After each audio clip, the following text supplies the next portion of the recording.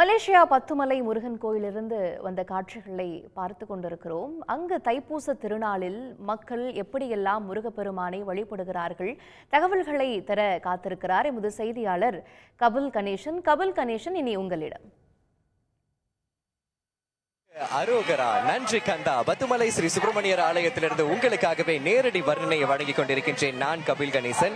ஆக இப்போ தைப்பூச திருவிழா வெகு விமரிசையாக பத்துமலை திருத்தலத்துல கொண்டாடப்பட்டு வருகிறது. அதுலயும் நம்ம ரொம்ப பார்க்க முடியுற ஒரு விஷயம், என் பின்னால் இருக்கிறது எல்லாமே பாத்தீங்கன்னா அழகழகான காவடிகள். ஆனா இதுல ஒரு விஷயம் என்ன அப்படின்னு பாத்தீங்கன்னா, பக்தர்களின் எண்ணிக்கை மிக அதிகமாக இருக்கிறதுனால காவடிகளை ஏந்தி வந்த இந்த பக்தர்கள் ஏறக்குறைய 4 மணி நேரம் வந்துட்டு இங்க காத்துக்கிட்டு இருக்காங்க அப்படின்னு சொல்லப்படுது.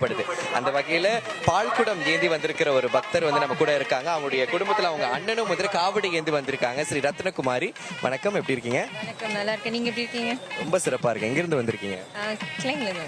கிளாங்ல இருந்தா. சரி, எத்தனை மணில இருந்து இங்க இருக்கீங்க ரத்னகுமாரி? இரவு 1:30 மணில இருந்து இப்போ வரைக்கும் 1:30 மணில இருந்து பயணம் ஆத்தங்கரையில இருந்து ஆரம்பித்து இங்க வாசல் பக்கத்து வரப்போ 2 மணிக்கு ஸ்டார்ட் பண்ணோம், ஆரம்பிச்சோம். அப்பலேருந்து இப்போ வரைக்கும் நின்றுட்டு இருக்கோம். மெதுவாக நவுந்து போயிட்டு இருக்கோம் நேர்த்தி கடனை செலுத்துறதுக்கு.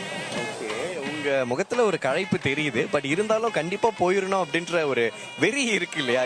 ஏன் இப்படி காத்திருக்கீங்கன்னு சொல்லுங்க. எதற்காக இப்படி காத்திருக்கீங்க?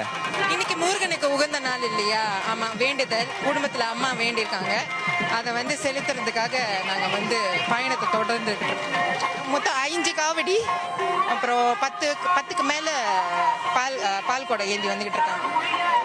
சரி, கண்டிப்பா. நீங்க இப்ப கிளாங்ல இருந்து வந்தீங்க இல்லையா? நிறைய நாட்கள் சைவம்லாம் எடுத்து வந்திருப்பீங்க. எத்தனை நாட்கள் நீங்க சைவம் இருந்தீங்க? இல்ல, நான் இடைப்பட்ட காலமா முழுமையாவே சைவம் ஆயிடுச்சு.